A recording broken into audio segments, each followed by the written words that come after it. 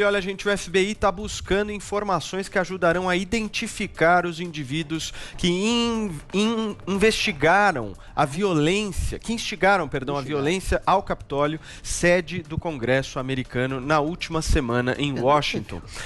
Para essa busca, a Polícia Federal dos Estados Unidos está contando com a ajuda de usuários das plataformas e centenas de cidadãos que já foram encontrados e indiciados. Nesta segunda-feira, a rede social Parler foi desativada após a Apple e a Amazon suspenderem o aplicativo das lojas virtuais e dos serviços de hospedagem e o Google tomar decisão semelhante.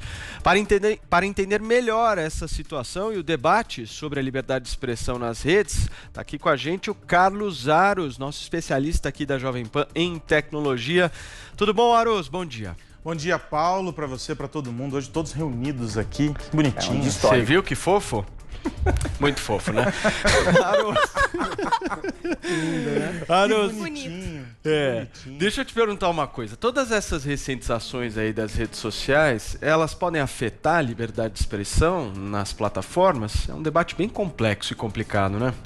É um debate bem complexo que começa com uma pergunta simples, né? Quem vigia os vigilantes? Isso aí. Não é? Se as plataformas, quaisquer, tá? Sejam elas redes sociais, sejam empresas de tecnologia que oferecem infraestrutura para viabilizar outras plataformas, elas decidem de uma hora para outra quem pode estar lá, quem não pode, e vai ao sabor do momento tomando essas decisões.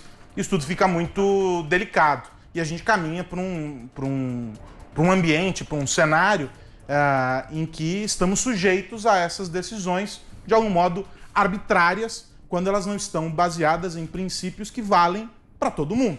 E aí a gente tem que entender o seguinte, as decisões que vêm sendo tomadas, elas têm como premissa as regras de uso dessas plataformas e também as legislações vigentes nos países onde essas plataformas estão atuando, o que é o considerado normal. O grande ponto é que algumas das violações que vêm sendo colocadas hoje como grandes problemas, Paulo, elas já vinham sendo cometidas há bastante tempo. Isso aí. Né? Elas já estavam acontecendo, e aí algumas sanções foram sendo colocadas ao longo do tempo, e a gente não vai definir qual é a sanção, a gente não vai definir qual é a causa para uma exclusão, a gente vai entender que é uma evolução. Né? Você começou com uma punição X, vai para uma punição Y, até que você chega ao limite de alguém ser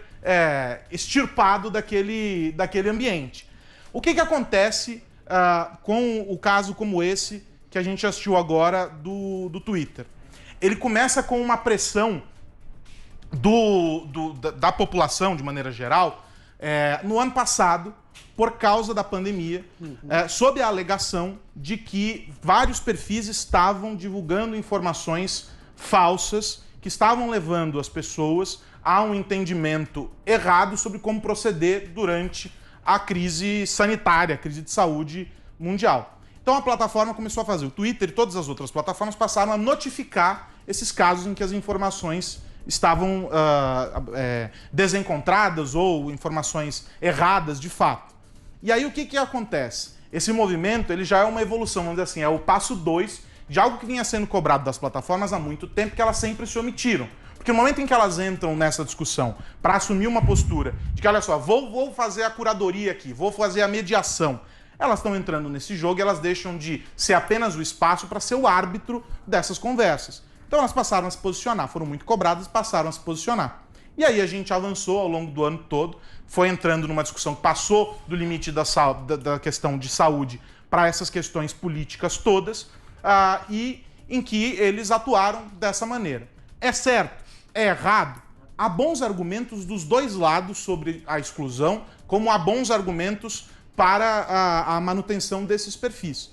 O grande ponto em vários casos, as coisas acontecem ao sabor do momento e já poderiam ter sido feitos as exclusões ou medidas já poderiam ter sido tomadas muito antes. E elas decidiram só agora.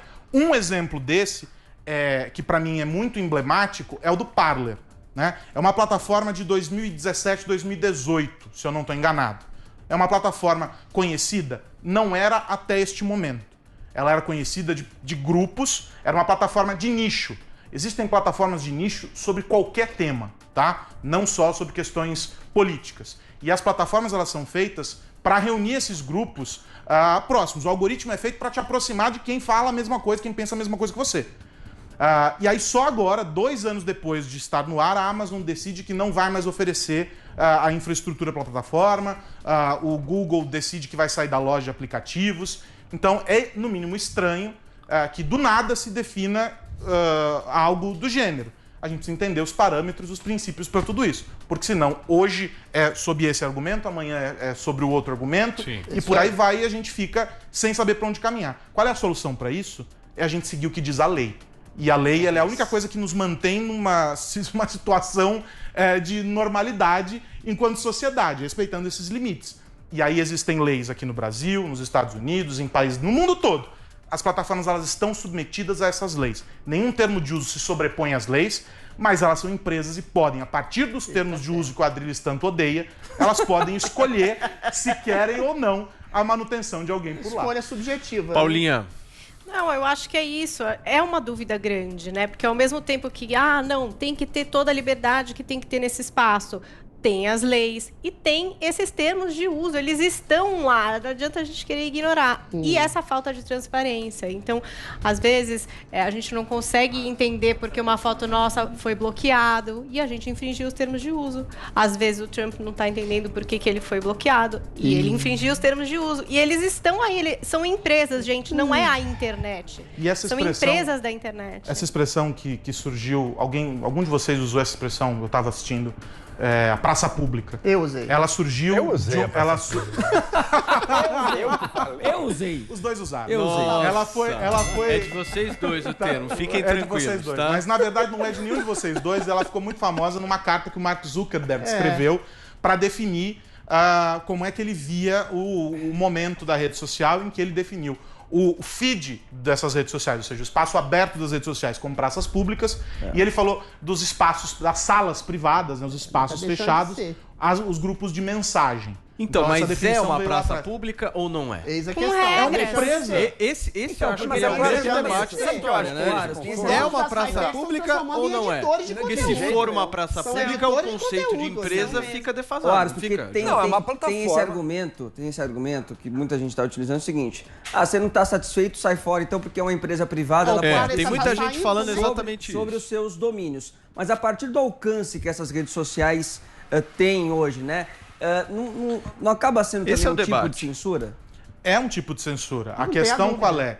É que, ainda assim, mesmo sob esse entendimento de que se trata de um espaço aberto, no debate público, você aceita as condições desse parquinho para poder brincar. Pois Antes de você entrar no parquinho, tem lá um livrinho que diz assim, você pode fazer isso, aquilo, aquilo, outro. E os termos são Tem atualizados duplo padrão de frequentemente. julgamento. Então, mas o questionamento é justamente esse. É. As regras, elas existem, concorde com ela ou não. Mas elas têm que ser aplicadas em todos. Não está claro que não vale para todos. Não está claro que não Tá vale. claro porque gente progressista não é ponto... banida e gente direita é. Mas hoje em dia o assim. extremismo de direita nas redes está muito mais forte do que o de pergunta pro Ali esquerda. Khamenei. Então, o Ayatollah Khamenei... Israel tá lá até hoje. O Trump fala, marchem em paz, porque o Capitólio é banido. O Ali Khamenei destrua Israel, tá lá até hoje. Peraí que você vai falar. Primeiro que o Ali é Khamenei... moderado no Twitter, né? Primeiro que o Ayatollah Khamenei não é uma voz de esquerda. Maduro Esse é um também ponto não. que é importante de salientar. O Ayatollah do Irã não é de esquerda. O Maduro Ali o que também não é envolve esquerda, é outra questão. O ponto é o seguinte, eu acho que se cria um extremismo, um binarismo equivocado aqui. Ou ela é uma plataforma livre, onde eu posso falar o absurdo que for, a mentira que for e vale absolutamente tudo, ou então ela é uma empresa de mídia que está selecionando conteúdo para mostrar. Não é verdade. É perfeitamente possível você ter uma plataforma aberta em que as pessoas escolhem, as pessoas estão ali sem ser remuneradas, por livre e espontânea vontade, a hora que elas quiserem, quando elas quiserem. Eu não sou uma empresa de conteúdo, eu estou dando uma plataforma. Elas são totalmente livres para usar e mesmo assim tem algum limite para o tipo de conteúdo que se veicula naquela plataforma. Se você começar, minha plataforma é uma sala de cinema, se você começa a gritar fogo, você está banido aqui. Mas não quer dizer que o cinema, então, ele escolhe os conteúdos que vão ser gritados lá dentro. Ele só diz, olha, uma coisa você não vai poder. Rede social também. a rede social virou um palco do debate público. Por isso eu não aceito também esse argumento de que é uma empresa privada, eu faço o que eu bem quiser. Não. A partir do momento que ela virou um palco importante do debate público da sociedade, ela tem que agir com o mínimo de justiça, com o mínimo de clareza de É a mesma discussão, né, isonomia. É a mesma discussão sobre as autoridades, enfim, as figuras públicas que usam os perfis nessas plataformas para fazer comunicações oficiais. A Suprema Corte dos Estados Unidos discute esse tema. O nosso STF aqui está discutindo isso também.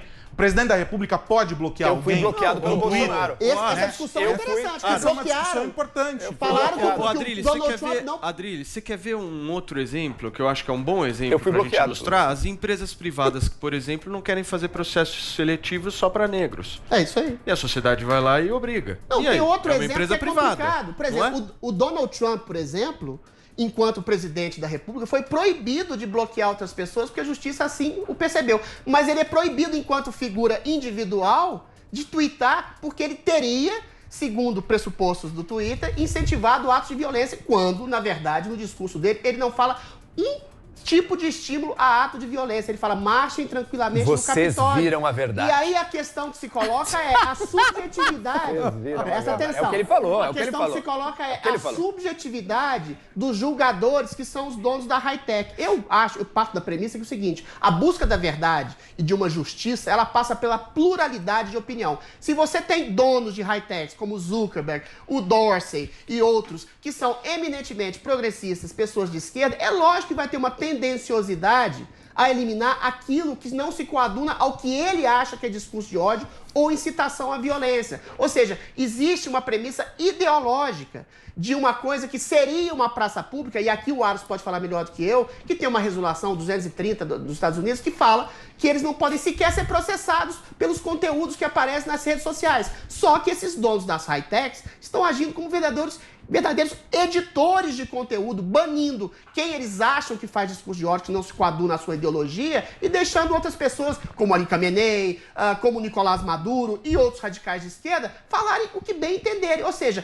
existem os termos de uso, concordo com a Paulinha, existem termos de uso, mas esses termos de uso são subjetivamente julgados por juízes virtuais que têm uma premissa ideológica clara e uma preferência ideológica clara e que censuram quem não se coaduna a eles. Você sempre cai num relativismo muito extremo. Não é relativismo, é absolutismo. Num relativismo muito extremo, de dizer, não, existe só opiniões diferentes sobre o que é discurso de ódio. Não, discurso de ódio é uma coisa que existe. Não, uma pessoa que julga, ela pode ser mais ou menos justa. Marchem sobre o Capitólio nesse é um discurso de julgamento. ódio? Quando ele incentivou uma turba ensandecida a marchar sobre o Capitólio, invadir, não, e depois ele não ainda falou disse, pra invadir. e depois ainda disse que eles viram a verdade, depois ainda disse que eles estavam certos, eles tinham visto a verdade. É um grupo terrorista, Eles tinham visto. Ódio, não? Então o Trump também é terrorista. Tá vendo como é que é subjetivo? Se o Black Lives Matter é terrorista, não. O fato de a gente ter discordâncias não quer dizer que a verdade seja relativa. É possível julgar de maneira mais ou menos justa. E você está dizendo, e eu até tendo a concordar com você, olha, hoje em dia pode ter sim um pouco de tendenciosidade mais para julgar de forma mais intolerante a direita. Eles têm que buscar uma justiça e uma isonomia maior. A gente não pode ficar na mão apenas da opinião momentânea dos donos das redes sociais ou da pressão social do momento. Mas é possível sim limitar o discurso, e é desejável, e é necessário limitar o discurso extremista e a desinformação e as teorias da conspiração das redes sociais, seja de que lado for, seja de que lado for. Joel, só um exemplo. Mark Zuckerberg falou em audiência que todos os seus colaboradores do Vale do Silício são de esquerda e progressistas. Então, quando você tem uma premissa ideológica que vai julgar subjetivamente o que é discurso de ódio, é lógico que você tem não uma fraca tendenciosidade, você tem total tendenciosidade. Aros, pra gente fechar, e aí? Eu acho que assim, a gente tem que olhar essa movimentação toda e tentar tirar um pouco do calor desse momento aqui, dos personagens envolvidos nessa história. E se a gente olhar no grande quadro, o que está acontecendo? A confirmação de algo que a gente já vinha assistindo há algum tempo, que é um poder bastante grande, concentrado nas mãos dessas plataformas, que, por meio desse acordo que nós fazemos com cada uma delas, de olha só, eu aceito as regras que você impõe porque eu quero estar aí, afinal de contas, todas as pessoas estão aí. É como se você estivesse contratando TV a cabo. Você não pode ligar lá na operadora e dizer assim, olha, eu quero só 3 canais, os outros 100 não me interessam. O cara vai falar, então se não te interessa, um grande abraço, não tem pacote para você. Com a rede social, a mesma coisa. Olha, eu concordo com 98 dos 100 tópicos aqui, mas esses últimos aqui eu não quero. Então, amigos, você não ou você aceita ou você não aceita. Mas o que acontece?